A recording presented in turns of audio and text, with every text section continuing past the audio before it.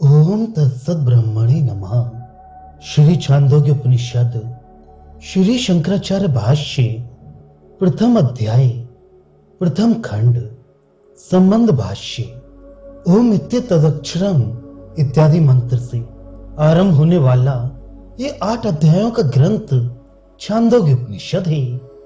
उसका अर्थ जानने की इच्छा वालों के लिए इसकी सरल व्याख्या संक्षेप से आरंभ की जाती है। वहां कर्म कांड के साथ इसका संबंध इस प्रकार है। विहित और निषिद्ध रूप से जाने हुए समस्त कर्म का प्राण आदि देवताओं के विज्ञान पूर्वक अनुष्ठान करने पर वह अर्ची आदि देवयान मार्ग के द्वारा ब्रह्मलोक की प्राप्ति का कारण होता है, तथा केवल उपासना रहित कर्म धूमादि मार्ग से चंद्रलोक की प्राप्ति का हेतु होता है। जो इन दोनों मार्गों से पतित एवं स्वभाव अनुसार प्रवृत्त होने वाले होते हैं, उनकी कष्टमय अधोगति बतलाई गई है।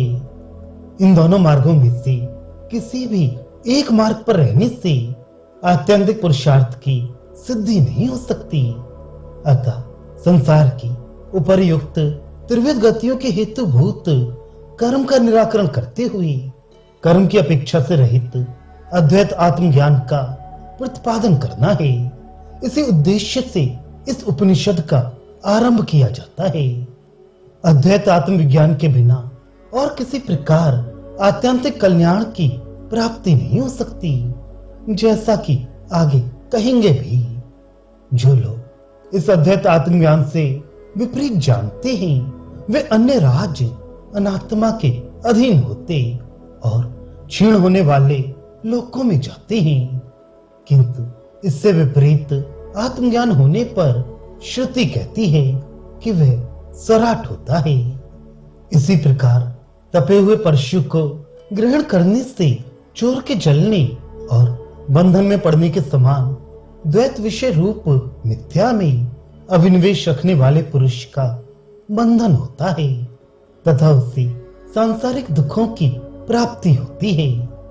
ये बतलाकर श्रुति अद्वैत आत्मा रूप परम सत्य में प्रतीत रखने वाले पुरुष को, जो पुरुष चोर नहीं है, उसके तप्त परशु ग्रहण करने पर दाह और बंधन ना होने के समान संसार दुख की निवृत्ति और मोक्ष की प्राप्ति बतलाएगी।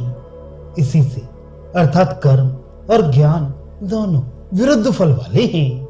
ऐसा निश्चय होने के कारण ही अद्वैत आत्मदर्शन कर्म के साथ होने वाला नहीं है, क्योंकि क्रिया कारक और फल रूप भेद का बाध करके सत्य ब्रह्म एक और अद्वितीय है, ये सब आत्मा ही है इत्यादि प्रकार के वाक्यों से उत्पन्न होने वाले अद्वैत आत्मज्ञान का कोई बाधक प्रत्यय होना संभव नहीं है। यदि कहो कि कर्म विधि विषय ज्ञान ही उसका बाधक है, तो ऐसा होना भी संभव नहीं है, क्योंकि जो अपने को स्वभाव से ही कर्ता भोक्ता रूप जानता है और उससे होने वाले कर्म फल में राग द्वेष रूप दोषों से युक्त है, उसी के लिए कर्म का विधान किया गया है। शंका जो संपूर्ण वेदार्थ को जानने वाला है, उसी के लिए कर्म का विधान किया गया है। इसलिए अद्वैत आत्मज्ञानी को भी तो कर्म करना ही चाहिए। समाधान नहीं, क्योंकि कर्म के अधिकारी से संबंध रखने वाला कर्तृत्व भोक्तृत्व आदि रूप स्वाभाविक विज्ञान सत ब्रह्म एक और अद्वितीय है, ये सब आत्मा ही है इत्यादि वाक्यों से बाधित हो जाता है। इसलिए कर्मों का विधान अविद्या आदि दोषवान पुरुष के लिए ही किया गया है, अद्वैत आत्मज्ञानी के लिए नहीं किया गया। इसलिए श्रुति आगे कहेगी, ये सब कर्म कांडे पुण्य लोकों को प्राप्त होते हैं, तथा ब्रह्मनिष्ठ परमहंस अमृतत्व मोक्ष को प्राप्त होता है।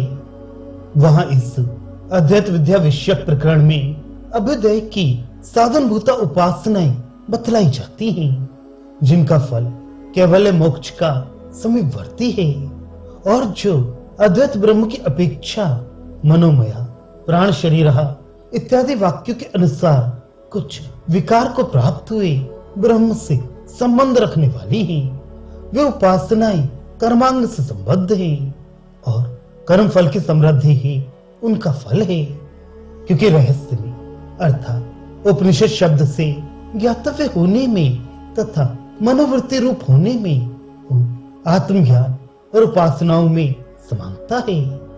इसी से वे उपासनाएं आत्मविद्या के प्रकरण में रखी हैं।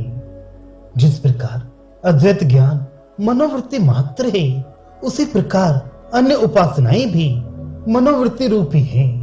यही उन दोनों की समानता है। तो फिर अद्वैत ज्ञान और उपासनाओं में अंतर क्या है, सो बतलाया जाता है। अद्वैत आत्मज्ञान अक्रिय आत्मा में स्वभाव से ही आरोपित कर्ता आदि कारक क्रिया और फल के भेद ज्ञान की निवृत्ति करने वाला है। जिस प्रकार की प्रकाश के कारण होने वाला रज्जु आदि के स्वरूप का निश्चय रज्जु आदि में आरोपित सर्प आदि के ज्ञान को निवृत्त कर देता है, किंतु उपासना तो किसी शास्त्रोक्त आलम्बन को ग्रहण कर उसमें विजातीय प्रतीति से अव्यवहित सदृश चित्त वृत्ति का प्रवाह करना है। यही इन दोनों में अंतर है। वे उपासनाएं चित्त शुद्धि वाली होने से वस्तु तत्व की प्रकाशिका होने के कारण अद्वैत ज्ञान में उपकारिणी है तथा आलम्बन युक्त होने के कारण सुगमता से संपन्न की जा सकती हैं। इसलिए इनका पहले निरूपण किया जाता है। वहां कर्माभ्यास की दृढ़ता होने के कारण कर्म का परित्याग करके उपासना में ही चित्त को लगाना अत्यंत कठिन है। इसी से सबसे पहले कर्मांग संबंधी उपासना का ही उल्लेख किया जाता है।